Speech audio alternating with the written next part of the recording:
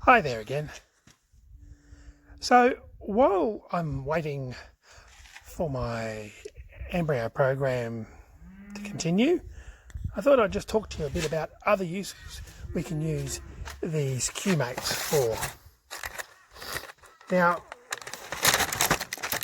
I do a lot of AIing on my stud here, which is artificial insemination, and that gives me a really good range of bulls from right around the world that we can access their genetics, and ones that are appropriate to our breeding program we have used, and we have imported semen from the UK and also New Zealand.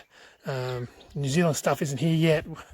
This coronavirus sort of got in the way a bit. I want to go and have a look at some of the bulls over in New Zealand. But yeah, so I've been doing an AI program, and I do a fairly basic program where we use a prostaglandin injection to bring the cows on. I watch and record the heats, and then 12 hours after standing heat I AI the cattle. I've got a couple of cows here that for some reason either haven't responded to the prostaglandin, or I've missed the heats. And anyway, I've got two left out of the group that haven't cycled properly. So I am going to use a Q-mate to bring them on this time. And with a Q-mate, we can know the exact time and when they're going to cycle almost to the hour. It's a little bit more sophisticated way of bringing cattle on. Now, the Q-mate has got a hormone in it that mimics a cow being in calf.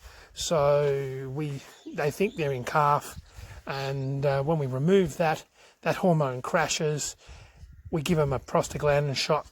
So the difference between the prostaglandin, the levels of hormone, brings the cow on. It takes 10 days, whereas just giving a prostaglandin shot, if it works, is 3 to 5 days. So it's a bit of a longer process, but hopefully a process that we can have a bit more control and get these cows AI'd and in calf. So here again is the applicators. I've got an AI glove on instead of a rubber glove, but that'll do. That's just to keep my skin contact away from the device.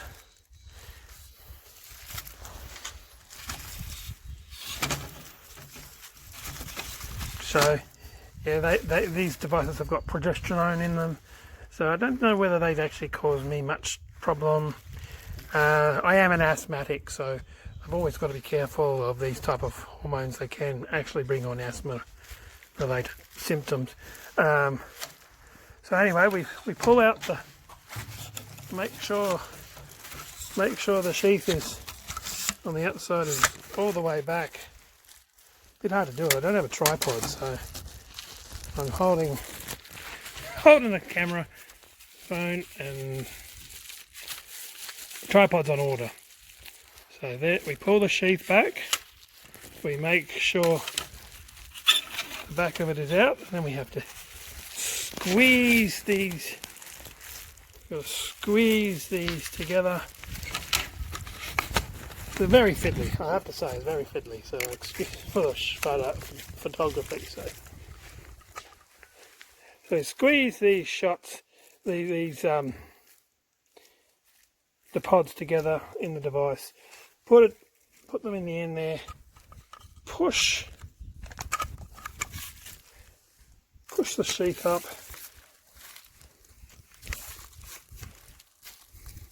And there we are, all loaded, ready to go. That looked probably a bit awful on the camera, but I'm sorry about that. Trying to do it one-handed is even much more difficult than doing it with two hands. So this is our first cow in the crush, Isabella. See her tag there? Isabella. That's all we can fit on the tag, but we know she's Isabella. She's an old show cow. She's done very well for us in the show ring. Gives us really good calves, and that's one reason why we want to get her back in calf after the drought, get her productive again on the property. She unfortunately, during the drought, went with a Brahman bull, so we can't can't register that calf. So this time I want to make sure she gets with the right bull. You may notice that she has a little sticker on her tail here. There's like a scratch it. They're called hot cows. When a bull mounts her or other cows mount her when she cycles, all that scratch it stuff comes off and it's a bright red patch, and I know that she's cycled. Just helps me indicate cycling. I also use their behaviour too.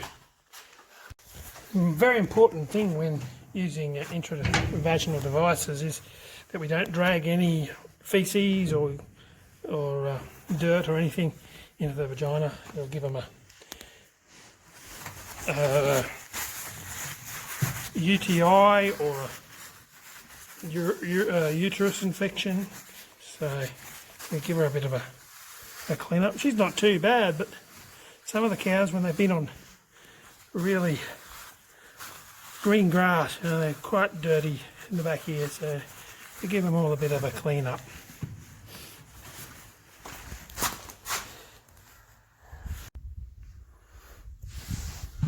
So now we have to come and insert the device and just pop it in there like that, and make sure we go up slightly so you don't end up in there. Don't end up in the bladder or where it's meant to go, just sitting in the vagina up against the cervix. We give a squeeze, withdraw the applicator, and the device sits nicely inside the cow there. Now she gets a needle, a shot. This is another hormone, the same as I did with the other cows.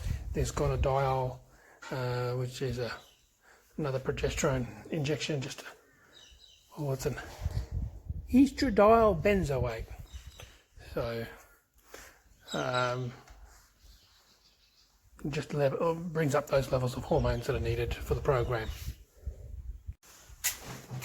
This injection is done in the muscle, so we've got to make sure we don't hit a vein.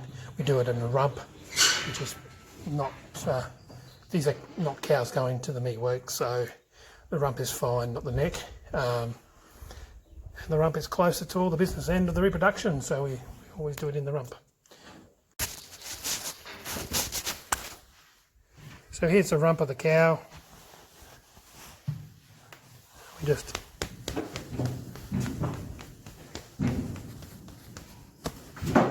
pop it in there. You can see there's no blood coming out, which is important.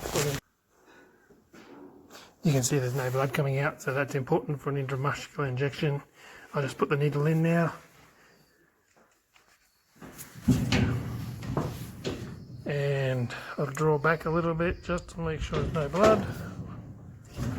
And then it's quite a thick injection. It's an oil-based injection, so it takes a little while to go in.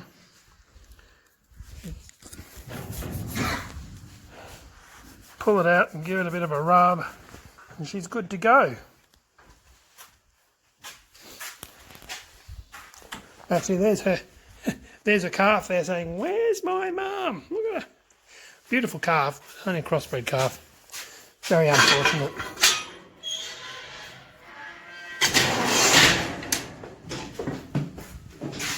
And there she goes. Yeah, there's your calf. Off she goes. Well, when I got back to edit this video a bit, I realised that for some reason the ending didn't record. So yeah, I'm going to take you through the journey of AIing these cows over the next 10 days. And if anybody wants to, say, wants me to do a video on how to inject cows or any other husbandry matter, just leave a comment in the comments and we can do all that sort of stuff. But over the next 10 days we're going to be AIing these cows, and I'll take you along that journey. I'm also doing the embryo flush program. So we're up to day 5 tomorrow. So we start the hormone injections to make the donor cow superovulate. So I'll record that tomorrow, and show you what some other life on the farm is all about. Okay, I'll catch you around. Bye.